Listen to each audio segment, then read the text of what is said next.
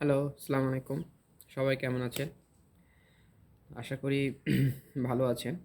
তো আমি আ এবার থেকে আ ট্রাই করব আপনাদের সাথে কিছু কথা বলার, আড্ডা দেওয়ার, আ জীবনযাপন, বিভিন্ন গল্প। তো কফি খাওয়ার পাশাপাশি চলুন শুরু করি। আজকে আমি কোনো টপিকস বাছাই করি নাই। আমি আহ যদি নিজের সম্পর্কে আজকে একটু বলি, তাহলে বর্তমান অবস্থা হচ্ছে আমি এখন জাপানে আছি।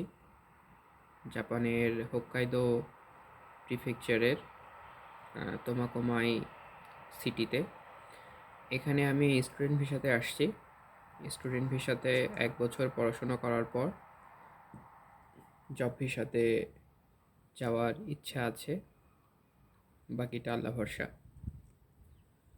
তো এখন হচ্ছে স্কুল বন্ধ।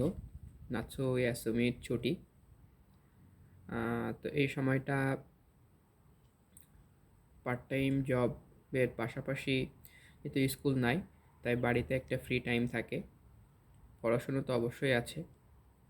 বিকালের দিকটা যেহেতু ফ্রি থাকে, তো ভাবলাম যে এই সময়টা আ সবার সাথে একটু কাটানো যায় বা গল্প করা যায়। তো কফির পাশাপাশি আ আপনাদের সাথে গল্প হবে, আড্ডা হবে।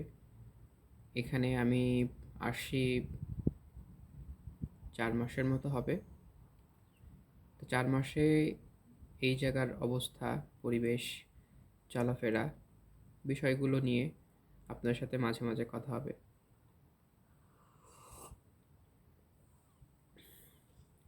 তো জাপান সম্পর্কে, জাপানে আসা সম্পর্কে পড়তে আসা বা কাজ করতে আসা অনেকেরই আগ্রহ থাকে দেশের বাইরে যাওয়ার। কারণ বর্তমানে বাংলাদেশের যে পরিস্থিতি, সেই পরিস্থিতি অনুযায়ী বিবেচনা করলে দেশে চাকরির বাজারটা খুব ভালো না।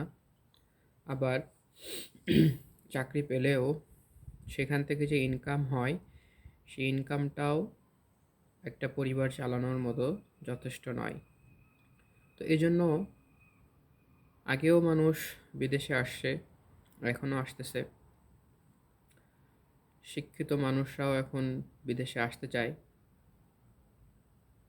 অর্থাৎ তারা একটু লাইফটাকে একটু ভালো করার জন্য, ভালো রাখার জন্য, বা অনেকে এমন চিন্তা করে ফ্যামিলি নিয়ে দেশের বাইরে সেটেলড হওয়ার।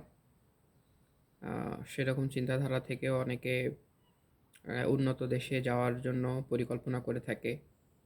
ইউরোপের কান্ট্রি বা এশিয়ার ভালো কোনো দেশ বা অস্ট্রেলিয়া, কানাডা, ডেনমার্ক ইত্যাদি দেশে অনেকেই যাওয়ার চেষ্টা করতেছে। তো আমি জাপান কেন চুজ করলাম বা জাপানে আসার জন্য আমি আপনাকে উৎসাহিত করব কি না, বা অন্য দেশে আপনি কেন যাবেন না, বা জাপানে কেন আসবেন না, এইসব বিভিন্ন বিষয়গুলো নিয়ে আপনাদের সাথে কথা হবে। তো আমার আমার জাপানে আসার উদ্দেশ্য হচ্ছে ফ্যামিলি নিয়ে এখানে সেটেল হওয়া, এইখানে থাকা। আমি ২০২১ সালে জাপানিজ ভাষা পড়া শুরু করি। এরপর বিভিন্ন কারণে তখন আর আসা হয়ে ওঠেনি। ফাইন্যান্সিয়াল সমস্যা ছিল, দেশের অবস্থা পরবর্তীতে দেশের একটা ঝামেলা হয়, আপনারা জানেন ২০২৪-এ। এরপর আমি ২০২৫-এর শেষে অ্যাপ্লাই করি এবং ২০২৬ সালের এপ্রিল মাসে, অর্থাৎ এই বছরের এপ্রিল মাসে আমি জাপানের হোক্কাইদোতে আসি। হোক্কাইদো এলাকাটা একটু ঠান্ডা। জাপানের অন্যান্য শহরের তুলনায় এই এলাকাটা একটু বেশি ঠান্ডা।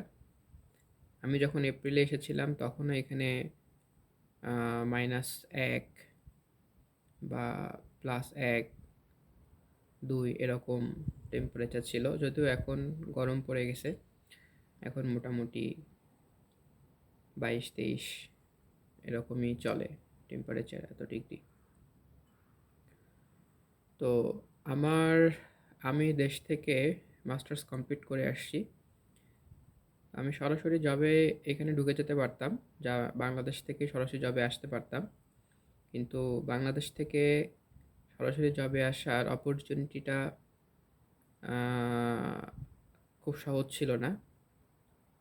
অর্থনৈতিক বিষয়টা জড়িত ছিল একটু বেশি, সিউরিটি ছিল একটু কম,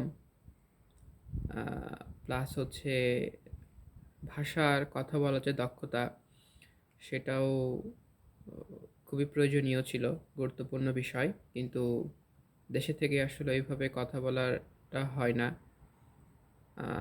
এর সাথে ভাষার যে লেভেল, সেই লেভেলটাও যথেষ্ট ছিল না। যেমন আমি বাংলাদেশ থেকে JLPT N4 কমপ্লিট করেছি, পাশ করেছি আলহামদুলিল্লাহ, কিন্তু জব ভিসার ক্ষেত্রে যেহেতু আপনার যেটা ইন্টারন্যাশনাল সার্ভিস, সেক্ষেত্রে আপনার ভাষাটা দরকার ছিল, কথা বলাটা দরকার ছিল। তো সেক্ষেত্রে N3 হলে ভিসাটা একবারেই ওঠে আর কি, এরকম একটা ব্যাপার স্যাপার ছিল। তো আমি চিন্তা ভাবনা করে দেখলাম, যেহেতু আমার জব ভিসাতে গেলেও টাকা খরচ হচ্ছে, আরও বেশি খরচ হচ্ছে স্টুডেন্ট ভিসার তুলনায়, একই সাথে ভিসা হওয়ার গ্যারেন্টিও কম। যেহেতু আমার N4 সার্টিফিকেট, আবার এই সার্টিফিকেট দিয়ে আসলে ভিসা হইলেও বাংলাদেশেও নানান রকম সমস্যা থাকে আর কি। তো সব কিছু চিন্তা ভাবনা করে আমি একটা অপরচুনিটি পেয়েছিলাম। আমি এখন যে স্কুলে আছি, এই স্কুলটা 1 বছরের কোর্স। এখান থেকে আমি আরও একটা লেভেল কমপ্লিট করে জব ভিসার জন্য নিজেকে প্রিপেয়ার করছি। এবং আমাদের যে স্কুলটা আছে, এরা সাধারণত তাদেরকেই নিয়ে আসে যারা জব ভিসাতে আসতে চায়, জাপানে জব করতে চায়। দুঃখিত, জব ভিসায় আসতে চায় না, যারা পরবর্তীতে জাপানে জব করতে চায় দ্রুত। তো তাদেরকে জবে প্রিপেয়ার করার জন্য জাপানের কালচারে, জব কালচারটাতে মানিয়ে নেওয়ার জন্য সেই বিষয়গুলোতেও তারা এখানে পড়াশুনো করায়।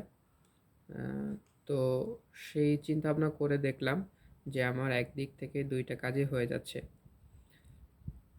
প্রথমত আমি এখানে এসে ভাষাটাও শিখতে পারছি, একই সাথে জবে ঢোকার জন্য যে প্রিপারেশনটা, সেটাও আমি এখান থেকে পড়াশুনো করতে পারছি।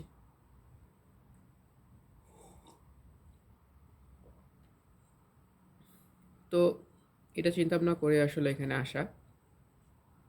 তো আমি এখন বর্তমানে পড়াশোনারত অবস্থায় আছি, পাশাপাশি একটা সুশি রেস্টুরেন্টে পার্ট টাইম কাজও করি এবং পড়াশুনো করি। আমার রুটিন নিয়ে অন্য একদিন কথা হবে, যে আমার প্রতিদিন রুটিনে আমি কী কাজ করি, কিভাবে কি করি। তো আমার উদ্দেশ্যটা ছিল হচ্ছে এটাই, জাপানে আসার উদ্দেশ্য হচ্ছে এখানে ফ্যামিলি নিয়ে সেটেল করা।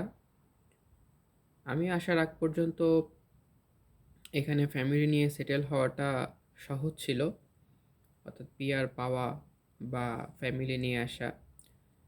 বর্তমান গভর্নমেন্ট আসার পর থেকে অনেক রুলস অনেক স্ট্রিক্ট করতেছে, যার কারণে সবাই একটু প্রেশারের মধ্যে আছে, একটু চিন্তার মধ্যে আছে।